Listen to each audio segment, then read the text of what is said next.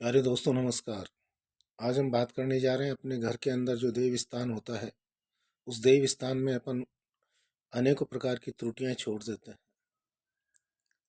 जो मूर्तियां जितनी नहीं होनी चाहिए उससे ज़्यादा अपन रख देते हैं, और इन सब मूर्तियों के रखने के कारण से घर में सुख शांति, व्यापार आदि के ऊपर बड़ा प्रभाव पड़ता है।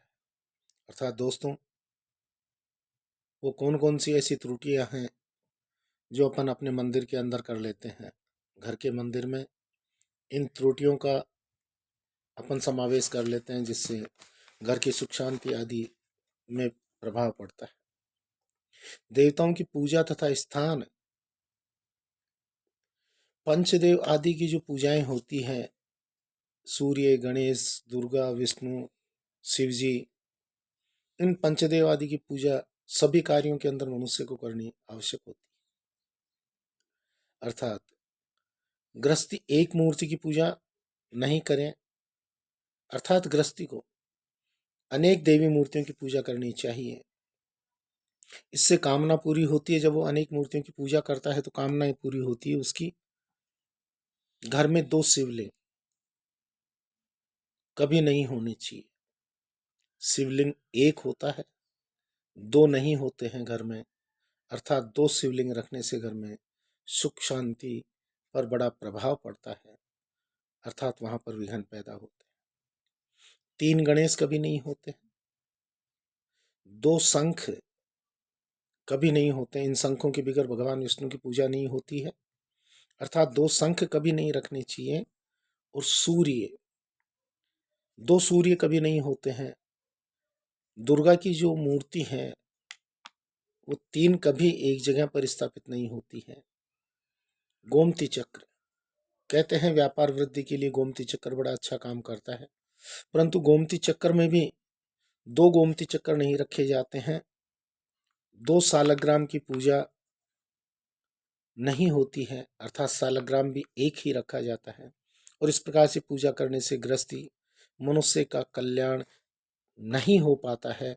अगर ये चीजें अपन रखते हैं, क्या रखते हैं? दो शिवलिंग, तीन गणेश, दो शंख, दो सूर्य, तीन दुर्गा, दो गोमती चक्र, दो सालग्राम भगवान, इनकी पूजा करने से कभी कल्याण नहीं होता है।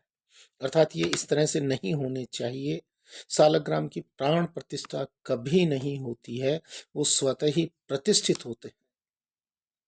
सालग्राम, इनकी प्रतिष्ठा कभी नहीं की जाती है, स्वतः प्रतिष्ठित होते हैं। इनको इस प्रकार का वरदान है कि ये स्वतः ही प्रतिष्ठित होते हैं। अर्थात बाणलिंग तीनों लोकों के अंदर बड़ा विख्यात है। उनकी प्राण प्रतिष्ठा या संस्कार या आह्वान ये कुछ नहीं होता है उनका।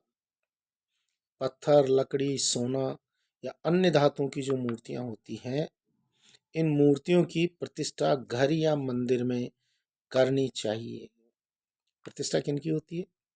पत्थर की बनी हो, लकड़ी की बनी हो, सोना या अन्य धातुओं की जो मूर्तियां बनी होती हैं, इनकी प्राण प्रतिष्ठाएं होती है। अर्थात इनकी प्राण प्रतिष्ठाएं घर में करनी चाहिए, मंदिर में करनी चाहिए।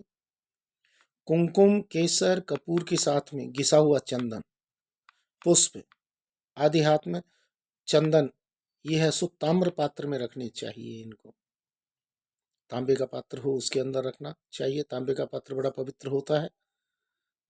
तृण, काष्ठ, पत्ता, पत्थर, ईंट आदि से ढकें। सोम सूत्र का उल्लंघन किया जा सकता है, परंतु पूजन में जिस सामग्री का अभाव हो, देखिए एक मानसिक पूजा होती है, जिस मानसिक पूजा के अंदर मनुष्य के पास में कुछ भी नहीं है अर्पित करने के लिए, फिर भी वह भगवान उसे स्वीकार कर लेते हैं। अर्थात ये मानसिक पूजा से उसकी पूर्ति हो जाती है। मानसिक भावना से उसकी पूजा अर्चना करें, कोई सामग्री नहीं है। उस सामग्री के अभाव के समय पर अपन अक्षत उन्हें अर्पित कर सकते हैं, पुष्प अर्पित कर सकते हैं। अक्षत पुष्प भी नहीं तो उन्हें जल भी अपन अर्पित कर सकते हैं। जल अर्पित कर दें, वो चढ़ा दें, तो आपकी पूजा पूर्ण हो जाती है, मानसिक पूजा। ततद्रव्ये तु संकल्पस्य पुष्पैर्वापि समर्चयेत अर्चनेषु विहीनम यत। ततो येन प्रकल्पयेत, अर्थात कहते हैं कि केवल नैवेद्य चढ़ाने से ही अथवा केवल चंदन पुष्प आदि चढ़ाने से ही भगवान की पूजा हो जाती है, भगवान उसे मान लेते हैं।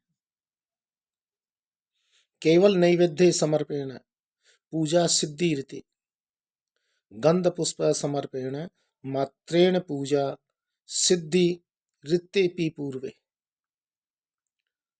द्रोण पुष्प का महत्व होता है। क्या है द्रोण पुष्प? इसका क्या महत्व होता है द्रोण पुष्प का? कि ब्रह्मा विष्णु और शिव जी आदि को द्रोण पुष्प अत्यंत प्रिय होते हैं। यह पुष्प दुर्गा को सर्व कामना और अर्थ की सिद्धि के लिए उन्हें प्रदान किया जाता है। दोस्तों, एक आसन के लिए भी कहा गया है कि पूजा करते समय कौन सा आसन अपन को काम में लेना चाहिए जिससे अपन फल की प्राप्ति हो, पूर्ण फल की प्राप्ति हो। देखिए, जो आसन उपयुक्त हो उसे ही लेना चाहिए, उससे अतिरिक्त हट करके कोई आसन लेते हैं तो फल की प्राप्ति नहीं होती। कुसा, कंबल, व्याघ्र चर्म और रेशम का आसन जप आदि के लिए बड़ा उत्तम माना गया है। बांस का, मिट्टी, पत्थर, तृण गोचर, प्लास, पीपल जिसमें लोहे की कील लगी हो, ऐसे आसन पर मनुष्य को कभी भी बैठ करके पूजा अर्चना जप आदि कुछ नहीं करना चाहिए। पूजा अर्चना जप अगर इस प्रकार के कील लगे हुए आसन पर बैठ करके करते हैं तो उसका फल नष्ट हो जाता है। अर्थात कील लगे हुए आसन के ऊपर कभी भी नहीं बैठना चाहिए और कभी उससे पूजा नहीं करनी चाहिए। गृहस्थी को मृग चर्म के आसन पर बैठ करके कभी पूजा नहीं करनी चाहिए। मृग चर्म का आसन गृहस्थियों के लिए नहीं कहा गया है, ये सन्यासियों के लिए कहा गया है। अर्थात सन्यासी अगर बैठ करके इस मृग चर्म के ऊपर पूजा करें तो उसको फल की प्राप्ति होती है, परंतु गृहस्थी को कभी भी मृग चर्म के ऊपर बैठ करके पूजा नहीं करनी चाहिए। दान, जप, होम, संध्या और देवा अर्चन कार्य में बिना शिखा बांधे जो कर्म होता है वह कर्म फलदायक नहीं होता है। अर्थात शिखा अवश्य बांधनी होती है। कहते हैं शिखा, जिसकी शिखा नहीं हो, क्योंकि आजकल शिखा नहीं रखते हैं लोग, जबकि शिखा का इतना महत्व है।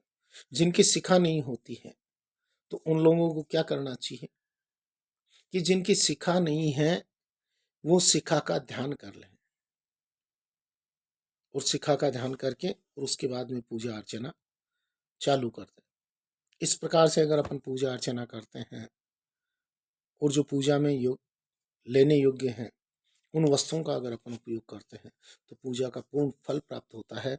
मनुष्य का दारिद्र्य, दुख आदि सब चीजों का हरण हो जाता है और वह सुख शांति से भरपूर जीवन जीता है। अर्थात मनुष्य को चाहिए कि इस प्रकार से भगवान की पूजा अर्चना करें। इस तरह से जो निषेध चीजें हैं उनको छोड़ दें घर के अंदर और उसके बाद में पूजा अर्चना मनुष्य को करनी चाहिए। देखिए, मानसिक पूजा होती है, मानसिक पूजा में किसी प्रकार की कोई सामग्री मनुष्य के पास नहीं होती है, उसके बाद में भी भगवान उस पूजा को ग्रहण कर लेते हैं।